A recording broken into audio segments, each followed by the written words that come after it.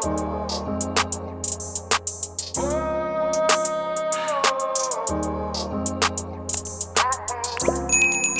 is Thursday, August the 3rd.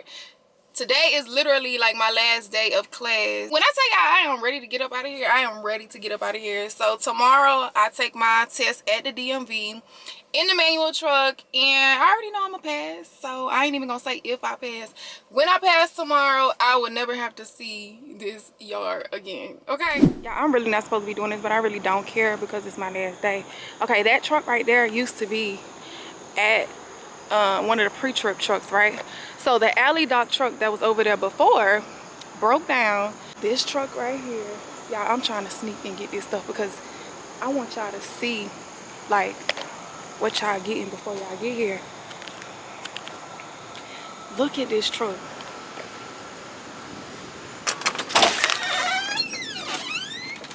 I don't even care if I get in trouble at this point. As long as I get my license, y'all, I do not care. But look at this. This is one of the trucks, and majority of the trucks look like this.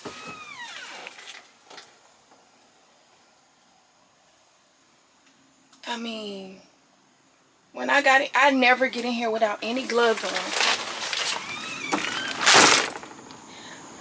The tires be jacked up. It's to the point that I don't get in here. I've never worn shorts out here because I don't want my skin touching any of the stuff. I always wear gloves because it is filthy and nasty. These tires right here, I now understand that like the tires are on the yard, but like the thread and stuff be showing, and that's why one of the other tires, dang, it might be on the bottom, y'all, but when I tell y'all the whole rim is showing, the whole rim is showing on that tire. Dang, it's on the bottom. I wish y'all could see.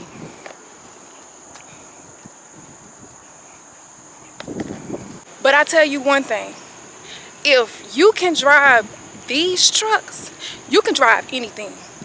Some of these trucks don't have no power steering or anything. So when you drive a new truck, baby, it's gonna feel like you driving a Cadillac compared to what's out here. And I understand you don't have to have brand new equipment because of course these are students. They're bound, something is bound to happen or whatever like that. But they don't gotta be raggedy. You feel me? One of the tires had blew on this truck. Oh, that door don't open. I'm trying to sneak around because two of the instructors are here and they probably gonna ask me what I'm doing.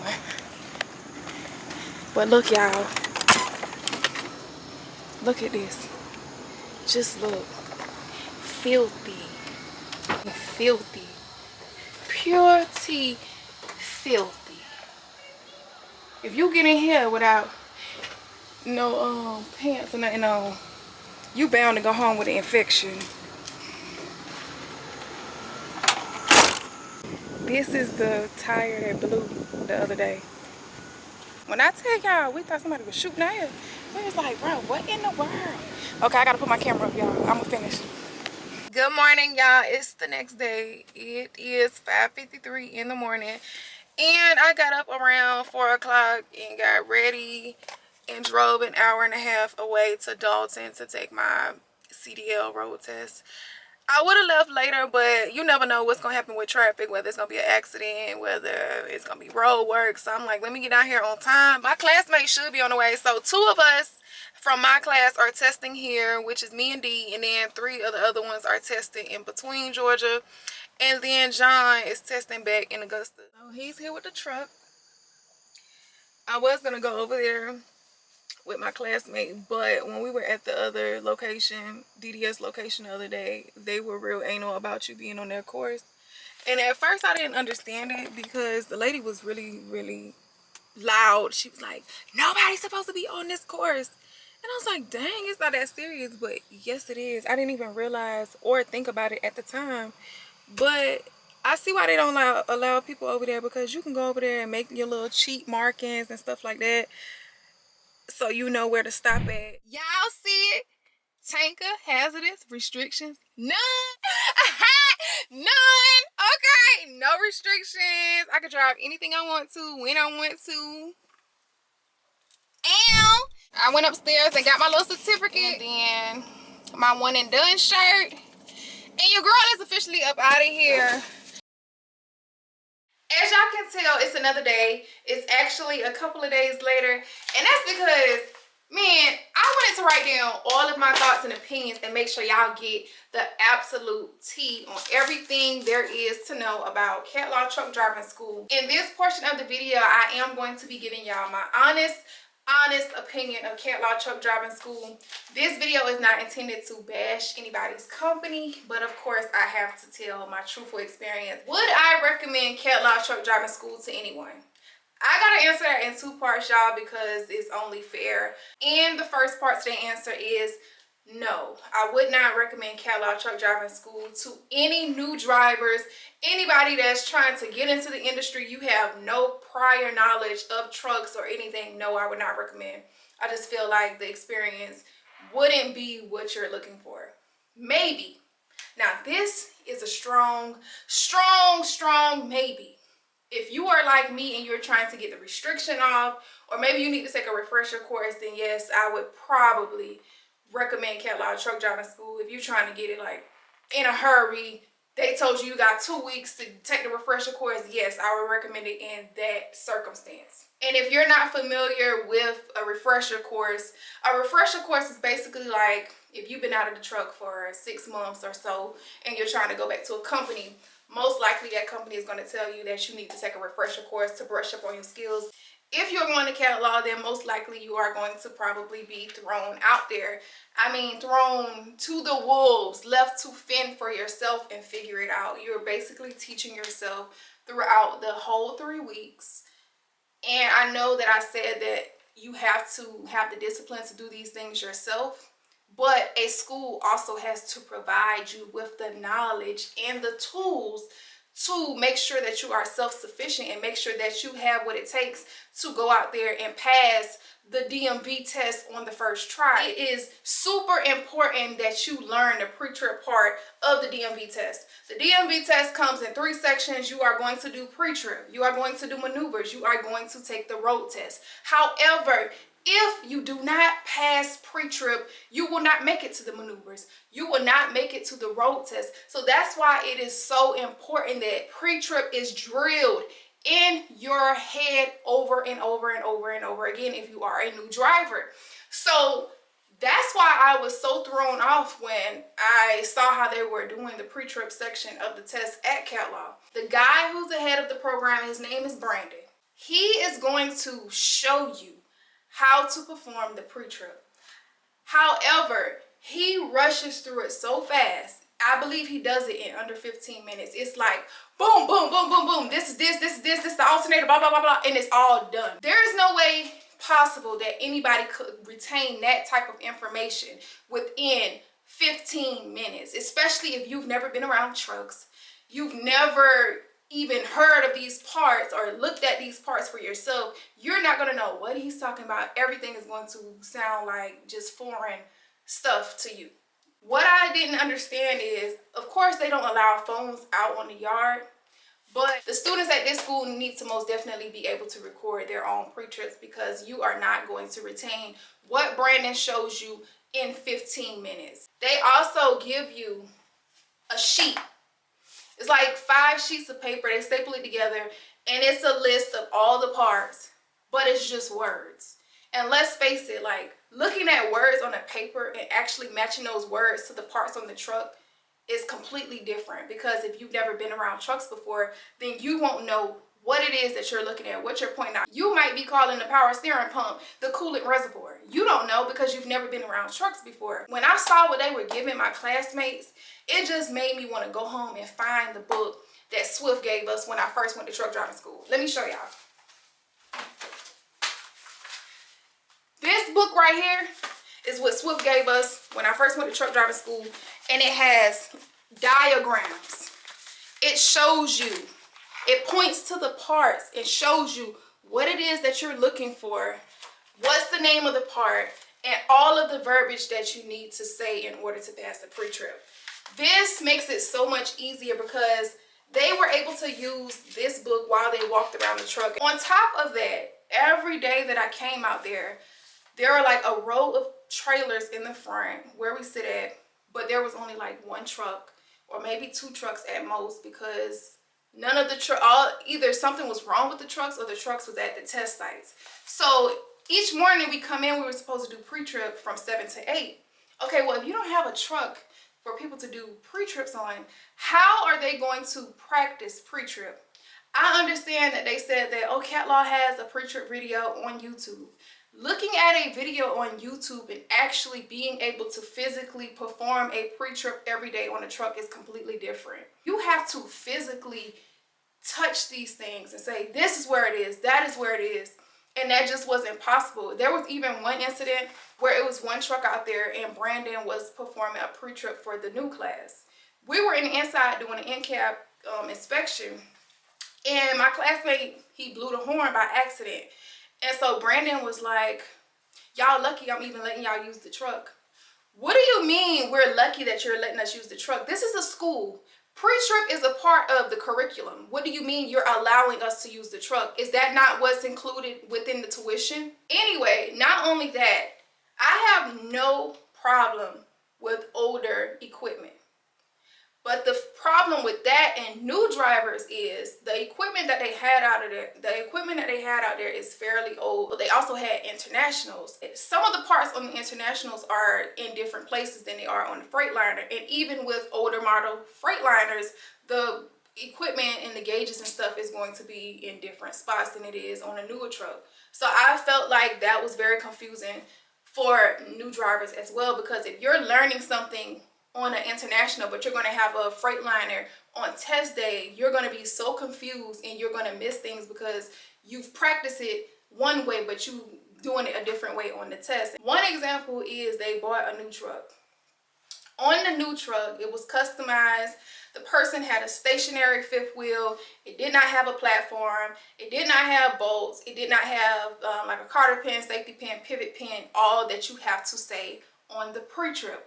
So people are out there learning on the stationary fifth wheel, and then on the test day, they're forgetting to say certain things that they have to say, like cotter pin, safety pin, pivot pin. It has a platform. It has this. It has that, because they're not they're not practicing this every day because that truck doesn't have those things. With the in-cab and the brake test, I will say that CJ was way more in depth with his inspections and his brake test, and we were able to record that and send it around to our classmates so that they could practice that when they got home or just in the yard in general. The only downside to that was that CJ was the road instructor, so he didn't have time to go over in-cab and the brake test every day with students because he was out on the road teaching people how to drive, and he's pretty much like the primary road instructor. This is the downfall to road time at Katlaw. Your last week is supposed to be the time that you are out on the road,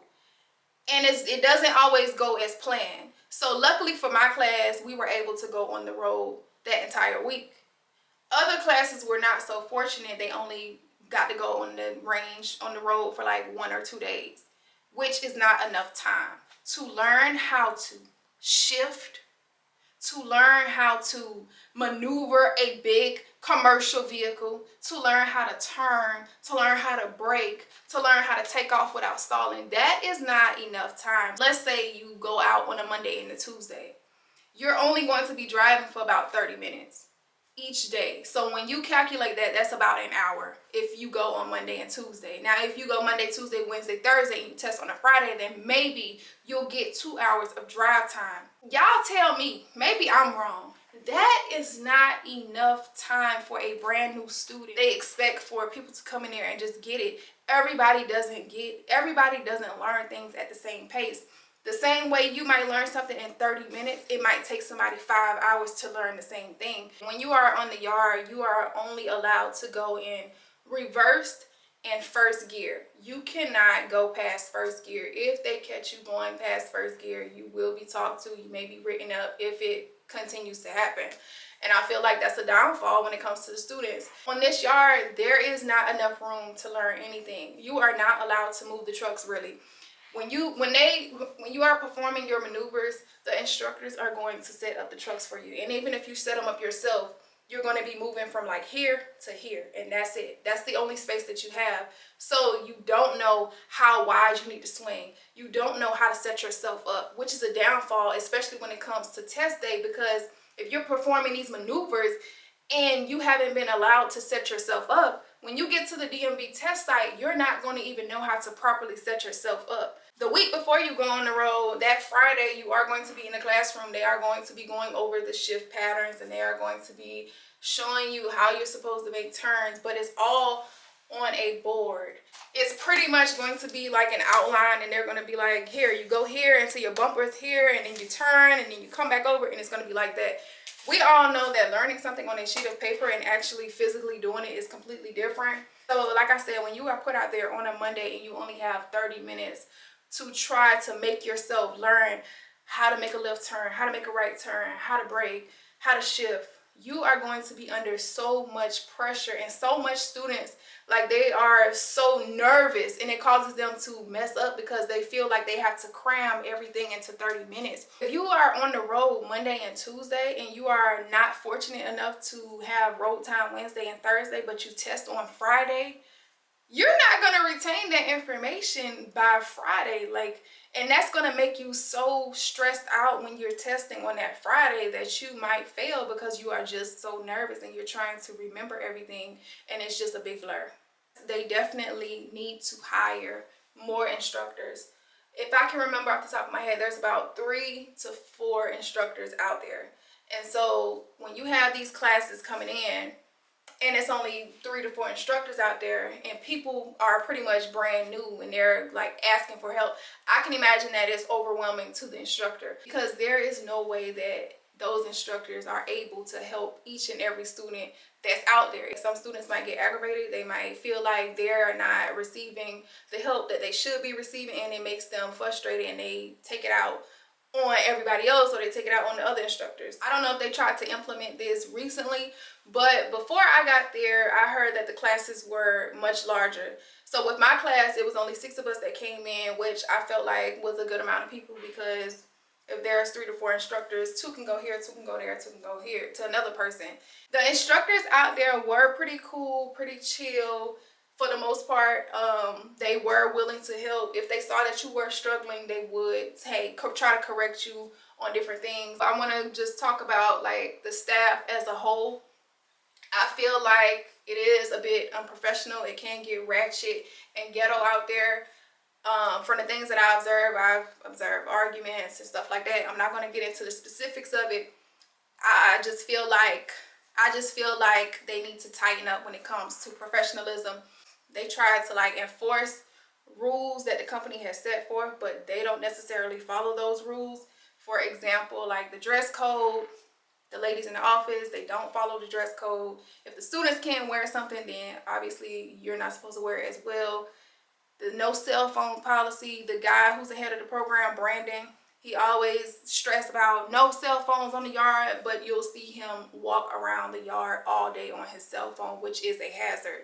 If you are staff and you have problems internally, those problems should remain internal. There is no reason why your students should have knowledge or even be aware of the problems that you and your staff are having. Back to the guy, Brandon, he's the head of the program.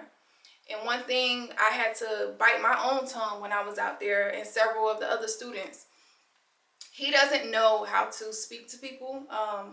He will talk to you like you are his child. And I think a lot of that comes from him having a military background.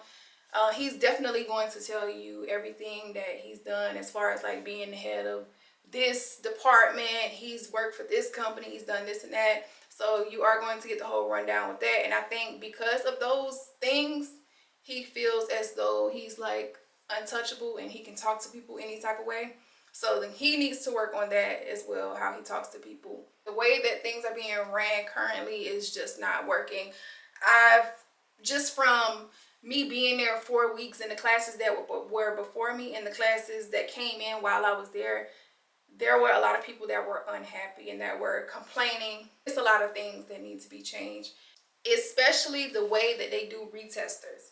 So for example, if a new class comes in on a Monday, you're probably going to see a whole bunch of retesters that either come in that Monday or that Tuesday, or they're going to be coming in throughout the week. I feel like it's unfair to the new students because the retesters are coming back and they're taking up instructional time that belongs to a new learner. They're taking up road time that somebody needs because they're testing on Friday, but they're not being able to get that road time because they're giving the road time to a retester. Okay, y'all. I saved this part for last because I was just so flabbergasted the first day when I got there and I saw the condition that these trucks were in. The trucks that are at Katlaw Truck Driving School are horrible. These trucks are filthy. These trucks are nasty, as y'all saw in the first part of the video. I tried to research, y'all, and I couldn't find it. For the life of me, I could not find out whether the trucks on the yard have to be inspected yearly. Because if those trucks have to be inspected yearly and somebody is coming out there and passing those trucks, they need to lose their job. Because there is no way a person with the same mind would pass those trucks. The trucks that are on the yard, none of them have AC, except for the alley dock truck that they just put back there because the other alley dock truck broke down. The doors don't open. In some cases, someone would have to come open the door to let you out. That is a safety hazard. The horns don't work, which is also another hazard. The power steering on these trucks, they're non-existent. They are non-existent. So be prepared to get your workout in because you are going to be turning and turning and turning and turning until your bones are aching. Inside of the trucks are full of dust like nobody's ever cleaned them ever. You have hundreds of students that are getting in these trucks throughout the weeks, throughout the months, throughout the years, and nobody's cleaning these trucks. So it's just a collection of bodily fluids and bacteria that nobody's ever wiping down. How sanitary can that be? The seats in the trucks are pretty much stuck where they're at. So if you're short or if you're tall, then I don't know what to tell you. You're just going to have to try to wing it because there's no way for you to move the seat. There's no way for you to adjust the seats. They do have it rigged up to where it does go up and down, but some of them don't go forwards or backwards. Some of the mirrors on the trucks, like they're so dirty and full of dust, like you can't even see out of them. So if you can't see where you're going, that's also a safety hazard. Some of the mirrors don't move.